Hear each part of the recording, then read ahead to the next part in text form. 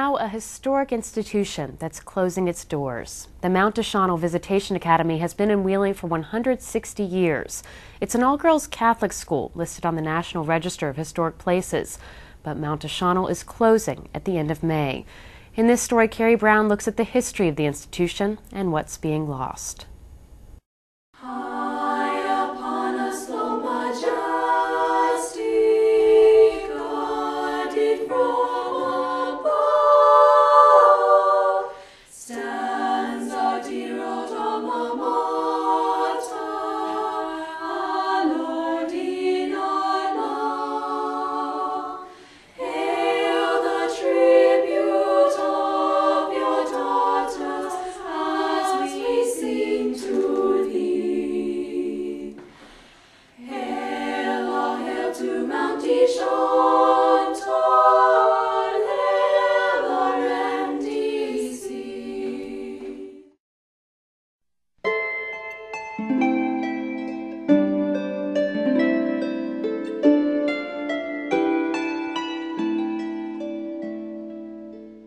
Spring of 1848, 8 Sisters of the Visitation from the Baltimore Academy of Visitation traveled by train to Harper's Ferry and from there to Wheeling, Virginia by stagecoach. They had been invited by Bishop Richard Vincent Whalen to establish an academy for girls and a parish school for girls in Wheeling. The academy, which would be named Mount de Chantal Academy when it moved to its present location in 1865, is now celebrating its 160th year.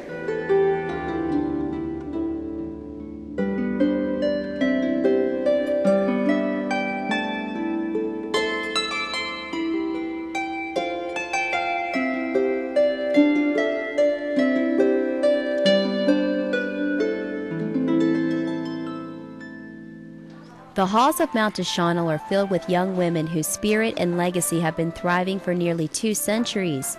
That's why closing the academy has been a difficult decision for the teachers, students, and the nuns that run the school. Nearly all of the nuns are in their 80s and have lived here most of their lives. Final decision was made by the 8 sisters, and it was a unanimous vote. But we have been facing this for a very long time. In 1982, we stopped the boarding, and then we picked that up again, thinking that would help. But it's just been a struggle. And August of '05 was when it really kind of, the president at that time, Sandra Clarisi, told the board she didn't know how we'd be able to get through. To me, more than the money even, is the declining enrollment. At this present time, we have 11 seniors, 10 juniors, 8 sophomores, and 7 freshmen.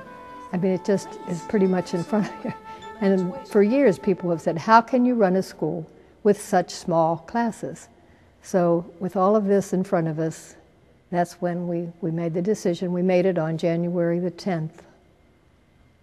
It was very rough. It was very hard. And for a while, one of the things that bothered me most about it was we were very divided. Some who saw quickly, could see right away why it's necessary. There's no money, and we're not going to be able to get it. Some saw that very easily. Others did not. Well, God always comes through, or that kind of thing. And so there was a division for quite a while. And then, fortunately, there was enough prayer and we love each other enough that we finally worked through it. Mount de Chantal is on the National Register of Historic Places. It's filled with architectural treasures. Paintings from the artist that painted Abraham Lincoln's portrait. Crystal chandeliers made in Europe in the mid-1800s. And beautiful stained glass windows.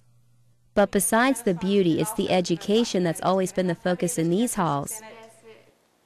Looking at the school closing and looking at being the end, it's hard. It's hard for me to look around the studio and not imagine that there aren't girls running in and creating art and staying up here when they have a free period and they could just go somewhere and sit and visit. No, staying in the studio. To come to work every day when I ride up the hill, it's not that I don't want to come into the building. I can't wait to come into the building. You know, it's never a boring day. It's an adventure. I'm teaching students who care about what they're learning, who get excited about what they're learning. They have, you know, moral values. And for this not to exist is just, it's heartbreaking. It's very sad, and it's affecting everybody. I mean, I'm graduating and I'm lucky, but of course we all seniors feel terrible for the other underclass women who have invested so much time. The Order of the Sisters of the Visitation was founded by St. Francis de Sales and St. Jane de Chantal in Annecy, France in 1610. The order opened its first academy in the United States in 1799. That academy is now Georgetown University. Nearly 50 years later, the sisters were called on to educate women in the area of Wheeling, Virginia. It goes back to 1848, April of 1848, and was actually the result of a vision by a very marvelous man, a very interesting man, Richard Vincent Whalen, who came here from Richmond but was born in Baltimore. And he knew, it was like, you know, to make things work, let's bring in the ladies. Bishop Whalen was a friend of the Zanes of Wheeling, and he decided to ask the Sisters of the Visitation in Baltimore to send some women to Wheeling, Virginia, to educate the daughters of the Catholics, the Protestants, the Jewish population. And so these sisters did come. 8 of them came from Baltimore. They came by the B&O Railroad, but it was a hard journey, took days to come to Wheeling. The bishop sent a Mr. Henry Moore to escort the women. There's a wonderful excerpt from their journals saying when they saw the great Bessemer, the steel mills south of Wheeling, it was like a furnace from hell, Dante's Inferno. It made such an impression on them, and I'm sure these ladies thought, what are we getting into? Came into Wheeling. They came here April the 4th of 1848, and 6 days later they opened a school. The school started here in downtown Wheeling, where Wheeling Central Catholic High School stands today. It was named the Wheeling Female Academy. In 1865, the school moved to a farm about a mile away. The nuns grew their own crops and raised cows, but still struggled to keep the school open. The Mount was on the verge of closing. They just didn't have the students or the money needed. And so the bishop and the sisters got together with a war council, you might say, and they decided to send 2 women. All of a sudden, these women are going to go to New York City and to beg, which is the term, to beg for money to help this school in Wheeling, West Virginia. And they contacted Boss Tweed. Now, Boss Tweed, of course, was the head of the Democratic group in New York City. Today, in history books, he does not have the best reputation. But perhaps the visitations from Wheeling helped to save his soul, you might say, because he couldn't have been nicer. He put them up with a friend in a lovely home.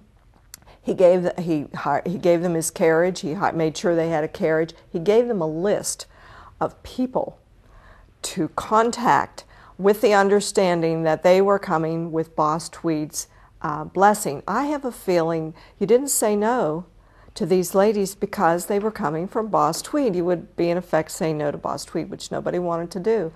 And they were able to collect hundreds and hundreds of dollars, and that is really what saved this school after the Civil War. Today, there are many contributors to the school's financial problems. One is heating, which costs more than $100,000 a year. There is also Lindsley Academy down the road, another exclusive school that went co-ed in the late 80s.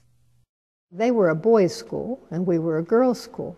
And as I said to the parents when we announced this, okay, you have a girl here and you have a boy at Lindsley. Lindsley goes co-ed. It's going to be a lot easier for you. Just take both of your kids over there, right? Now, not that everybody did, but that was a factor. It really was.